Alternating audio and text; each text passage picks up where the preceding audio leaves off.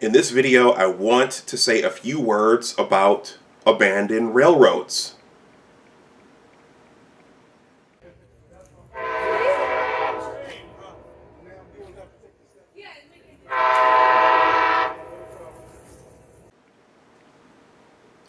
Hello fellow rail fans, before I jump in, I have a small ask from this side of the camera. Please smash that like button no matter how long you stay, and also please consider subscribing to the channel.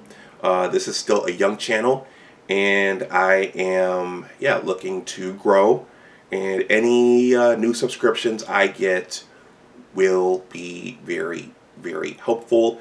And now on to our feature presentation.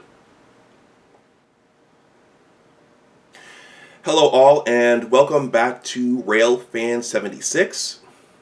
My name is Dr. Anwar Youssef Dunbar. I am the content creator of this channel, and I am also a rail fan like you if you are watching this, because you probably wouldn't be watching this if you weren't a rail fan yourself. So I just wanted to come on and say a few words about abandoned rails. In the last video, which was a bit of a historic piece on the older railroads of Western New York and the pieces of the New York Central, I talked about how, and that was from a book, which I will continue to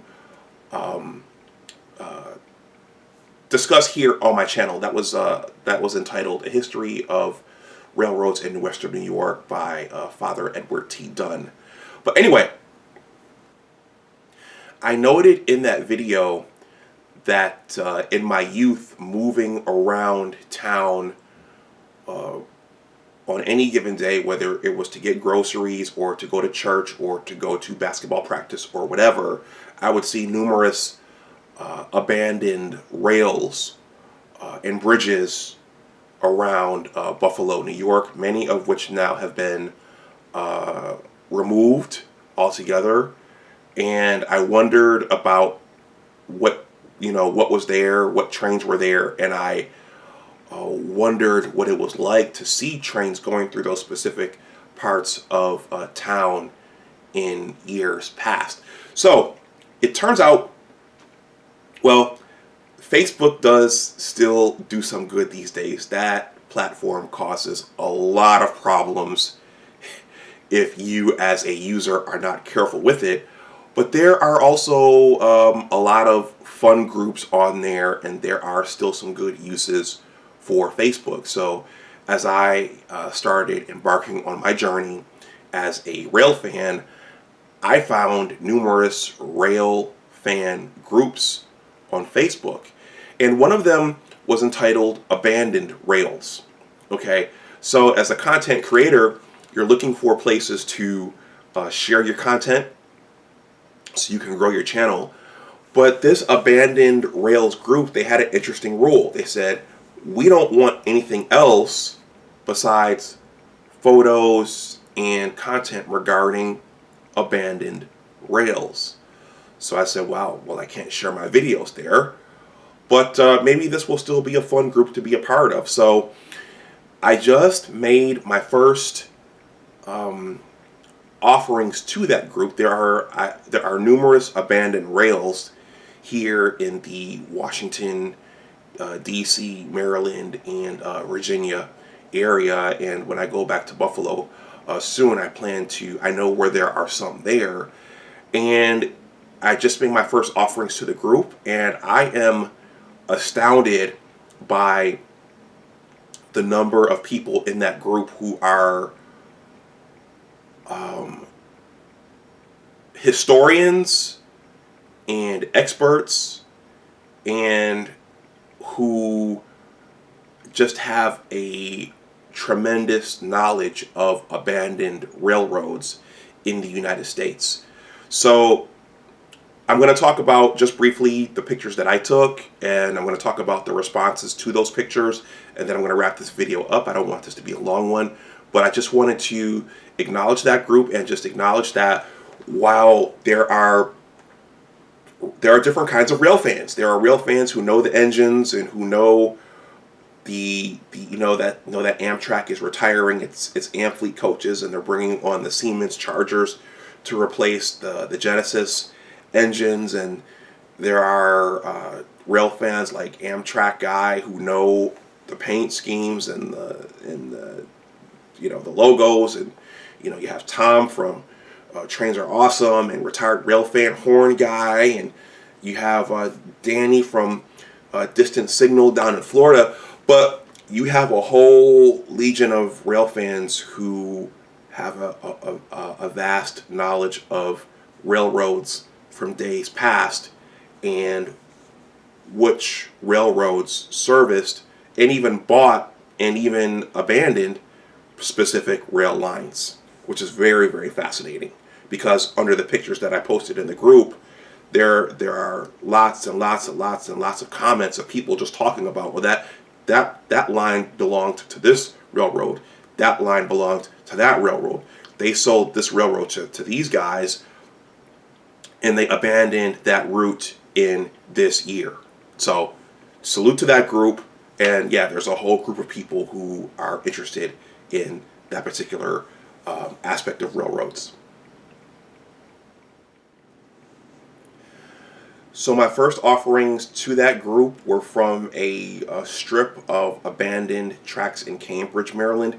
If you drive on Church Creek Road or Woods Road off of US 50 or the Ocean Gateway, this is over across the bay in Cambridge, Maryland, you'll see a strip of abandoned tracks which are overgrown. I'll just say that. The rails are still there on both roads, but as you go into the forest, those rails are overgrown, and they haven't been used for a number of years. I believe that was used by the Delaware and Maryland Railroad, if I followed the discussion in the group accurately. In that particular day I took those pictures, I was driving from Dewey Beach, Delaware into Maryland, and I think I saw the other part of that strip of track. It actually goes through farmland. So very, very cool to see. I mean, it's not cool to see rails abandoned, but when you look at that, you think about the trains that went through there at one point. You think about why those rails were abandoned. It's probably due to economics and business decisions, but you also see how when rails are abandoned, how Mother Nature moves in, and Mother Nature takes over really, really quickly if you're not spraying the tracks with some sort of herbicide like Roundup. By the way, I am a scientist myself.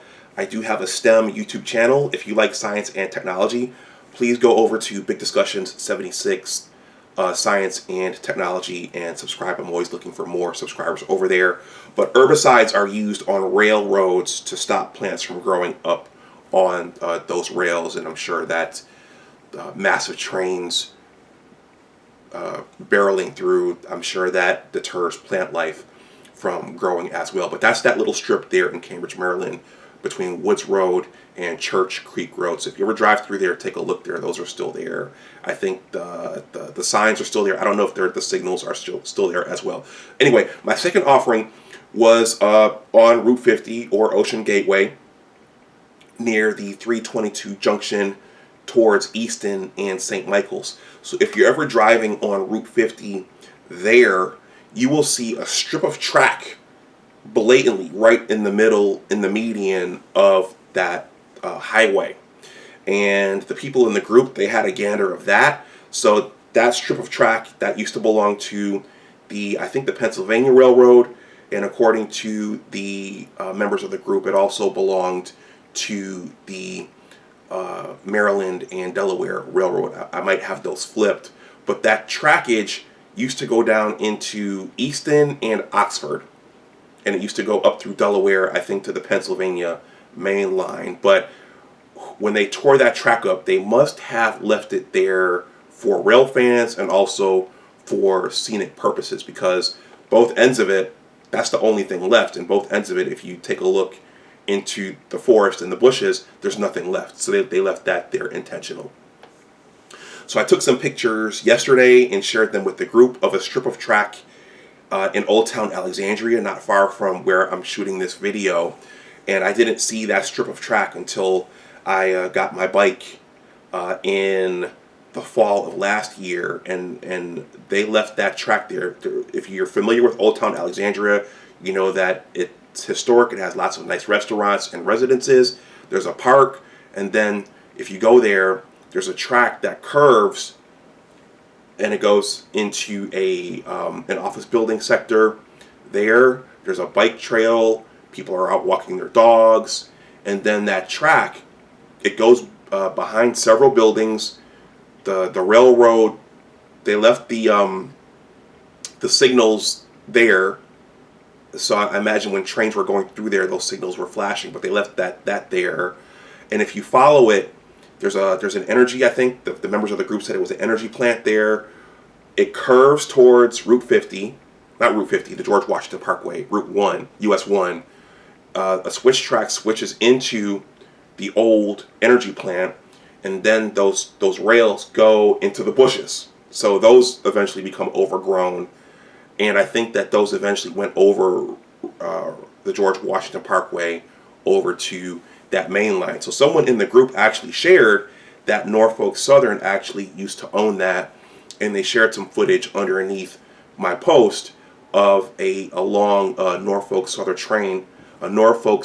train going over what I think is the George Washington Parkway.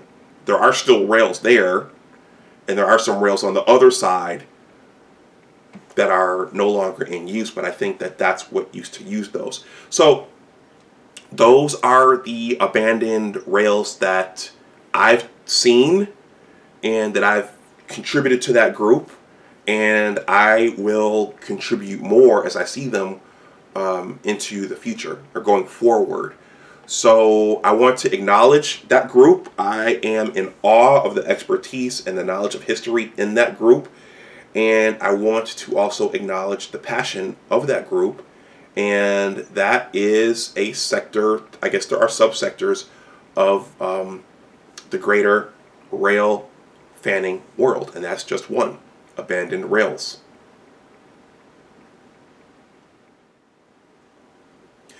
Everyone, this is RailFan76. Hey, let me know what you think in the comments section below. Do you like abandoned rails? Have you observed any abandoned rails in your neighborhood? Let me know what you think in the comments section below. My name is Dr. Anwar Yusuf Dunbar.